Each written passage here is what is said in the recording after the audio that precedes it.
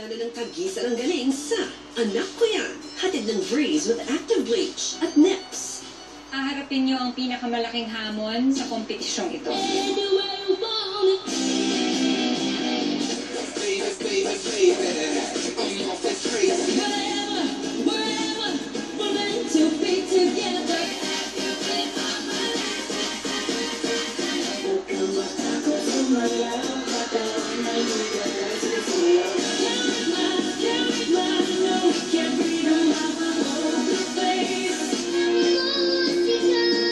Sa likod ng tagumpay ng isang anak ay kwento ng sakripisyo ng isang magulang. Anak Ko Yan is a one-of-a-kind reality competition kung saan masasaksihan ang di matatawarang suporta ng magulang sa kanyang anak na noon ay nangyayari lang sa likod ng camera.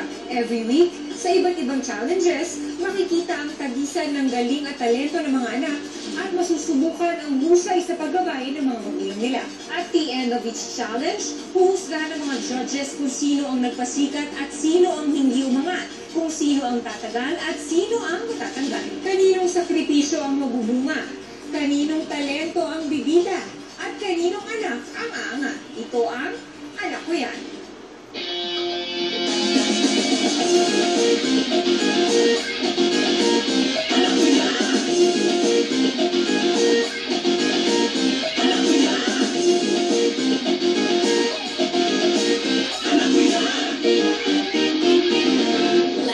Sa pagsisimula ng bagong yugto ng kompetisyon, sa kauna-unahan nilang solo performances ay nagkaroon ng pagkakataon ng mga kids na mag-perform sa stage ng Sunday All-Stars.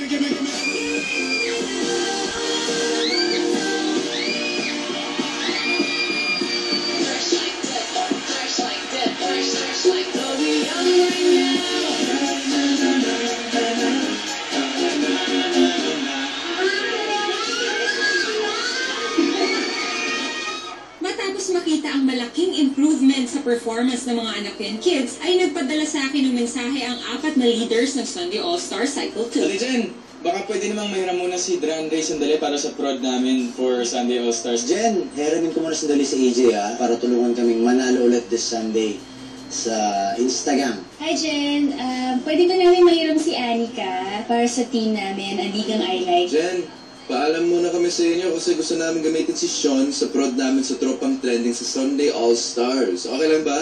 Sige na, payag ka na. Sa pagsisimula ng bagong araw sa studio ay pinatawag ko sina AJ, Sean, Anika at Dran Ray para sa isang sorpresa. AJ, Sean, Anika, Dran Ray, sa tingin niyo bakit ko kayo pinatawag? No idea. Kahit konti, wala kayong idea. Pwede kayo manghula.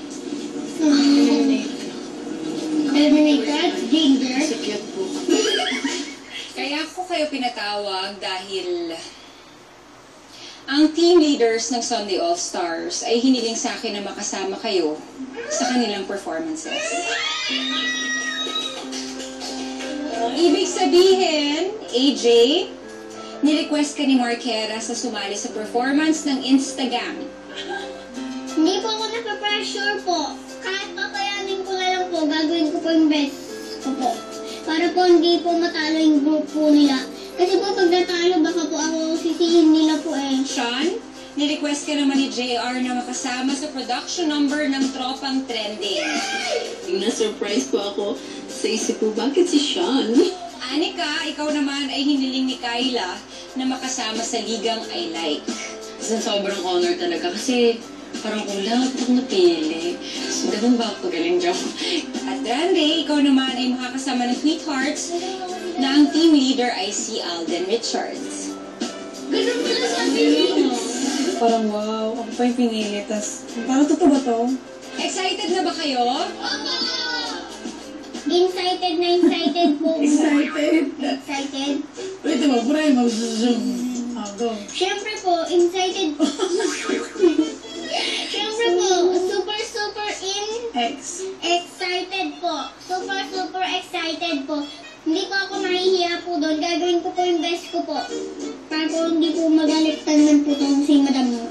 Kailangan gawin niyo lahat kung ano yung papagawa sa inyo. Pakantayin kayo, pasewin kayo. Gawin niyo yung best niyo dahil napakalaking pagkakataon to para sa inyo. Okay, siguradong hindi na kayo makapag-intay kaya Mag-rehearse na kayo kasama ng mga teams nyo. Halika na! Go na!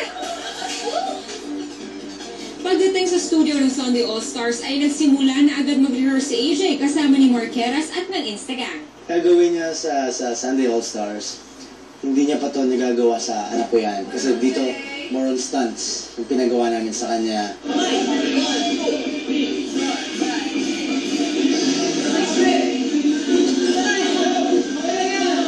Alam ko na kasi na mag-guest kami ng bata from anak ko yan. Tapos pagpasok ko, sabi ko, aba, dancer ah.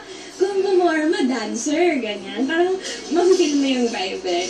Para sa bata, mabilis siya mag-pick up ng steps. Kasi yung matatanda na kapag sumasabay sa amin sa rehearsal, hindi naman agad-agad nakukuha yung dance. Pero siya, nakuha naman niya kaagad.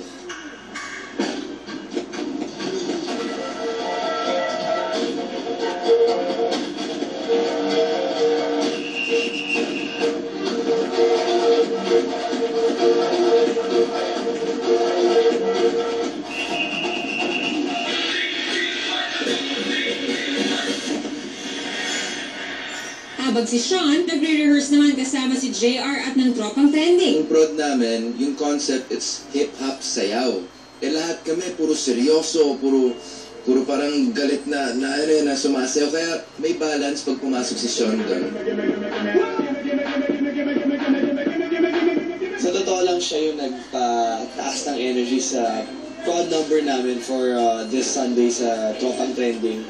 Gusto ko yung character niya. Si Anika naman nag-ensayo kasama ng Likang I Like at ng leader na si Kyla. Si Anika, medyo napansin ko lang, medyo in-isolate niya yung sarili niya. Baka kasi siguro, nangangapa siya or nag-observe pa siya kasi first time niya kami makakatrabaho.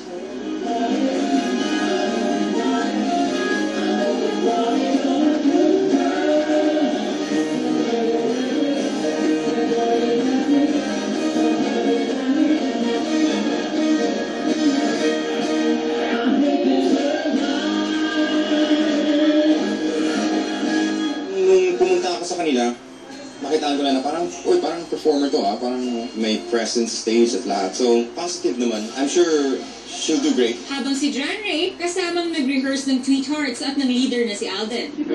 Looking for a good time, gonna make that, shake that money on the dime. Don't need a sugar daddy, she can work it just fine. Up on the table, she'll be dancing all night. Baby, now you come alive. Oh, no, all the girls wanna fall in line. We say, Magaling si Drandre. Nakita ko siya mag-rehearse. And, okay yung magiging prod niya. Last Sunday, sumabak na sa kauna-unahan nilang live performances sina AJ, Sean, Anika at John Ray. Unang nag-perform si John Ray bilang special guest ng Tweet Hearts.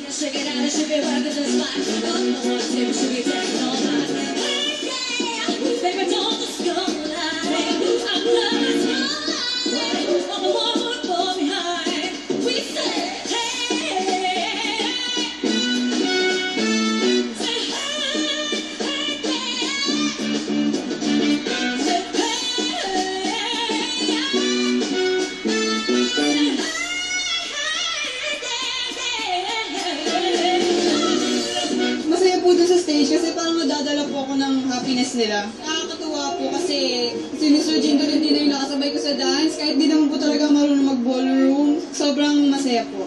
Sunod na sumabak sa live stage si Anika bilang special guest ng Likang I Like.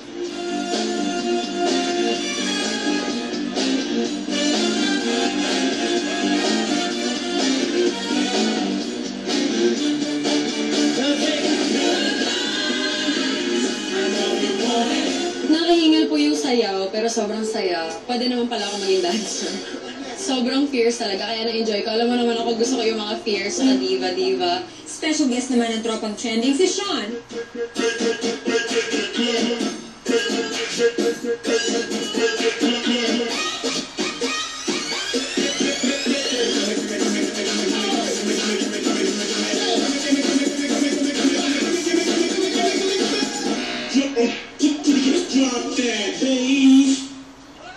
Si Sean, sobrang cute. I love it. I love the whole concept. Thank you po kasi sabi nila po cute ko po. Happy po ako sa performance namin kasi ang galing nila lahat. At nagpasikat naman bilang special guest ng Instagang si AJ.